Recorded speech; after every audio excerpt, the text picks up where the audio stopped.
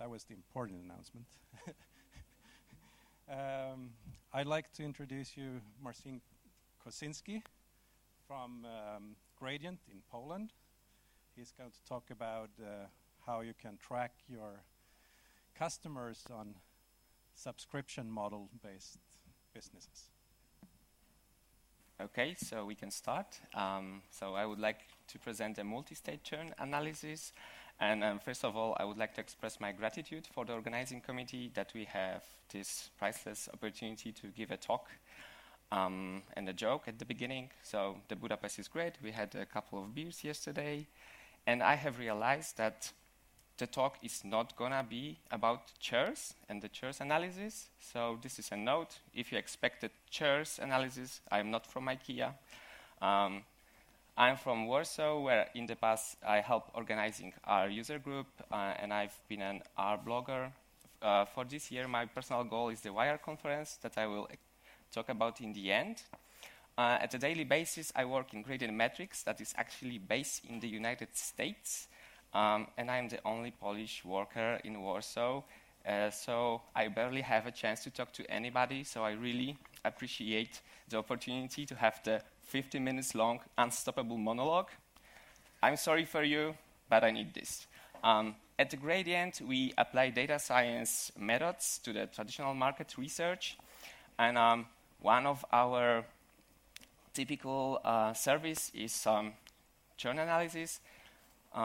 That is a part of the survival analysis field that I'm really keen on, and I would like to express my experience and knowledge during this talk.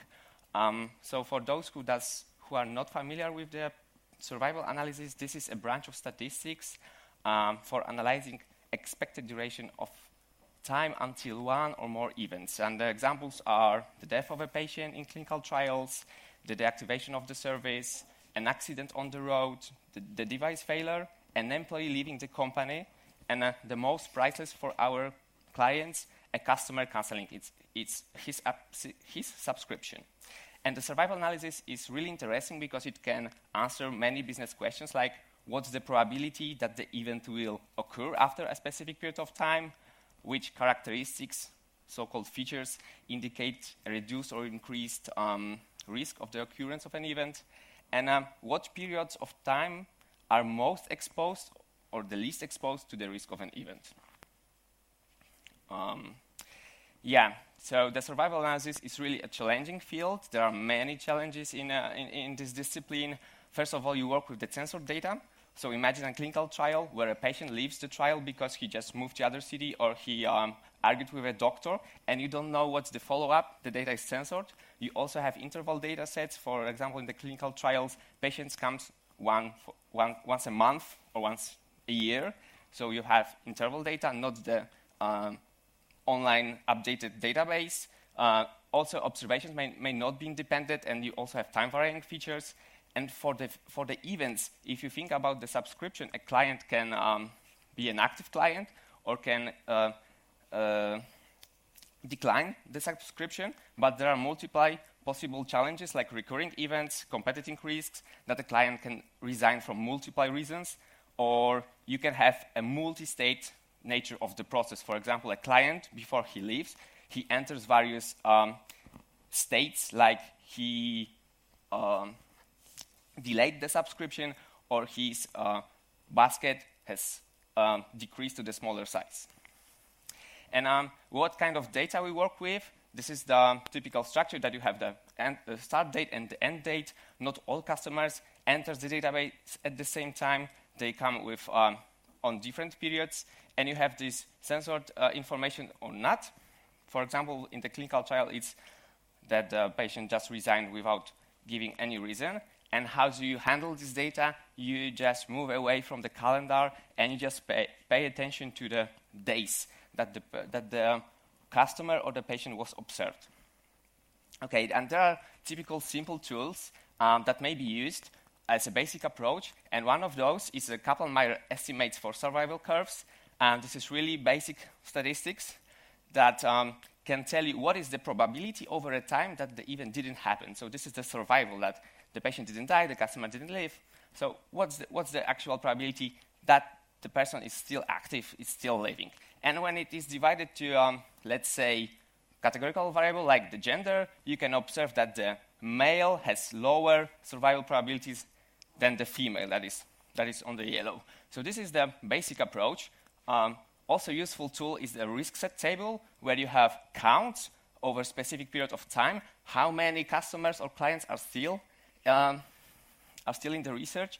So you can observe that at the end, there are very small amounts of customers that are still alive. So maybe let's pay attention to the small times.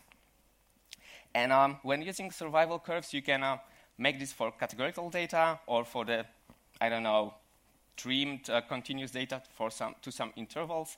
But what if you would like to apply multiply variables at the same time? Then you go one level higher and you use model. And there are various possibilities for multi-state models. The first is the typical, the alive-dead model.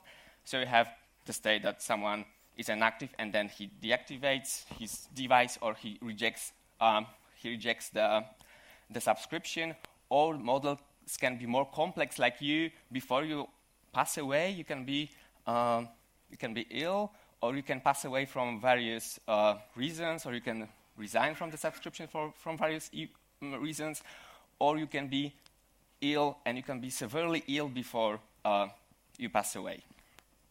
And the data structure is similar for the multi-state case. You have multiple events and their status, whether it happened or not yet, and the observed time. And what are the use cases? Because we are running over time, so I would like to make this short. So for the simple model with 2 states, you can apply the really popular Cox proportional hazards model that actually has multiply assumptions that not everyone pays attention when uses this model. And for example, you should pay attention to the proportion of hazards. The survival curves should be proportional, and you are looking for the proportions between those curves. Of course, the continuous variables need to have specific forms. The observations need to be independent. And the most important is that the censoring mechanism need to be independent from the events mechanism. So if a patient leaves the clinical trial, it can't be motivated by the fact that he feels he will pass away in a few days. So in these cases, we shouldn't have those information in the data. He resigns from the clinical trial because something different is happening. For example, he argued with the doctor. And in R, you can apply from the survival package the Cox pH function that actually brings the coefficients. And what's the explanation for the coefficient? If you take them and input them in the exponential function, they brings you the information that there exists a baseline for the whole population, and this baseline hazard, which means the higher the hazard, the more risky you are to so that the event occurred for you at that specific time. So for the baseline hazard for the whole population, the exponential over the coefficient gives the information how to multiply this baseline hazard. So for example, the age, if you go 1 year higher, the X-coef is 1.16, and it means the baseline hazard will grow by 16%. So the reasoning is really simple for the clients, and you should pay attention to those assumptions that can be checked with diagnostic plots. Oh yeah, so let's focus on the most important stuff. We are here to talk about the multi-state model. So pay attention to the story. On the first state, the user has a multiply products in his subscription. It's here.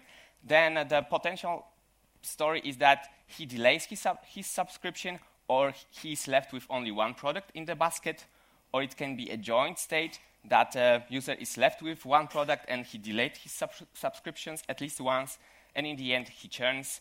And various possible transactions are available, so you can be an active user with multiply products and you can churn, and you provide a transition matrix so that you know which transitions are possible, and they are numbered so that in the end we get coefficients for each transition and we know to which state they relate. And after you apply a model to each transition where a user that goes from state 1 to state 5 is being used also in this transition as a sensor observation on the time he entered the another state. You are able to get coefficients from the, let's use this time the Cox model, and you get various estimates for each of the transitions. I forgot about the 8th transition, and there are some interesting findings like the discount. If you check the value, those are row coefficients, not put it in the exponential function. So here the explanation is that if they are greater than 0, they improve the risk. If they are less than 0, they lower the risk. So for the 4th, 5th, and 7th, the discount makes the probability that you will enter that state is higher. And those transitions actually are for the entering the churn state here, the 3rd, 5th, and 7th. So that's really surprisingly that the moment you provide a discount for the client, he buys that much that in the end he resigns from the whole subscription. And having this model, you can have really interesting predictions. Let's pay attention to the customer A that have a discount, but however, it's a female that joined recently and is younger than 20 years, and another customer that has no discount. He's a male, joined long time ago, and he's in the middle age. And you can plot the survival probability over a time. In which state are you? And the red is the churn, and the green is the customer with the full basket. So this is really interesting for the client that you know exactly what's the probability that a specific client will be in each state over a time. All right, and few notes. You should pay attention to model assumption in each transition. We didn't include time-varying variables, but it is possible. And I didn't show you the cyclic structure of the model because this is really complicated, and we had only 20 minutes. All credits goes to the SurfMiner package that we use to provide those excellent plots. And if you like the talk, I would like to have some small info for you. We are organizing an R conference in Wrocław this year in July, and this was a slide that has already 2 months. Now it's like this. We also organize some small meetings in various cities across Europe, and we will also meet in the Seftenberg, the Gdańsk, it's here, the Belgrade, I hope, Stockholm, Munich, and in the end in Wrocław, so we are all invited. It's not that big conference as the eRum, and thank you for the attention, and of course there were no chairs in this presentation.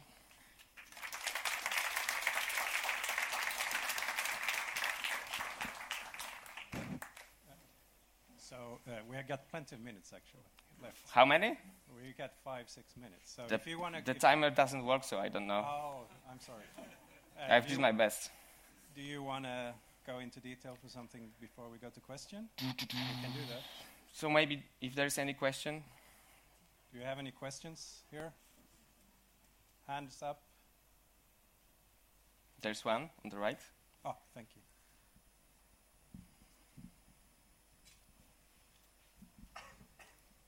So just a short question on the package you used is that was mstate to model the multiple outcomes, right? Because I couldn't see. Yep. We are not sharing the presentation. So yeah, the credits for modeling goes to mstate. Okay, thanks. Mm-hmm. And there is also the ETM package that is really hard to use because you can't use explanatory variables there. And in mstate you can use explanatory variables, but you can't use the cyclic structure. And for the cyclic structure, I would use some Markov chain packages. Thanks. Any other questions? So I got a few questions as a statistician. Oh, oops. No, I'm curious how you trained the model as number one. So what is your data? Is like how big is the data? So actually we get customer base for the whole history of the database, and it sometimes it's more than 1 million customers. And we don't model on the whole data set, just because of the time. We try to make all our analysis in a week, so that the client asks for the analysis, and after a week we bring some insights, and then the week after we provide the report. So the biggest analysis we had, I don't know, 200 maybe customers. I see. Do you... 200,000, sorry. Yeah, 200,000, yeah. Yeah, I got that. Do you also do you have requests on like online updates, more like live things? Yeah, this is really interesting, and I think we are able to do this. However, the requests we get are once a month, once 3 months. So, there is some marketing strategy being used by the client, and the client would like to verify whether it was beneficial for the churn statistics or whether it wasn't in the end. So we don't yet provide online updates, but however, we get requests to re-update the model. Thank you. Okay, one more question here. Thank you for your presentation. So I think in one of your slides, you did mention that there's an MCMC process. Would you mind explaining a little bit more about that?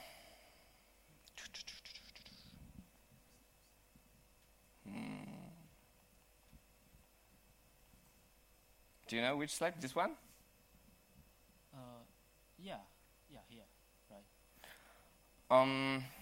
Yeah, so after you pay more effort in Google Foo, and you try to learn more about those models, you find out that there is really slight difference between this Cox approach and the Markov chains models.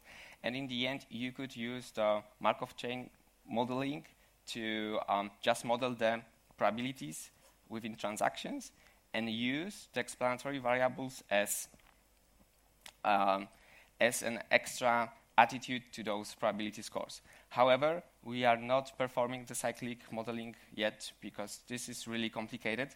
And the moment you have the cyclic structure, it's really hard to also understand what is really going on in the model.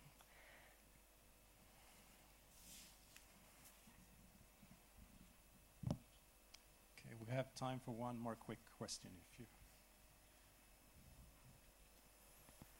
All right, let's thank the speaker. Thank you.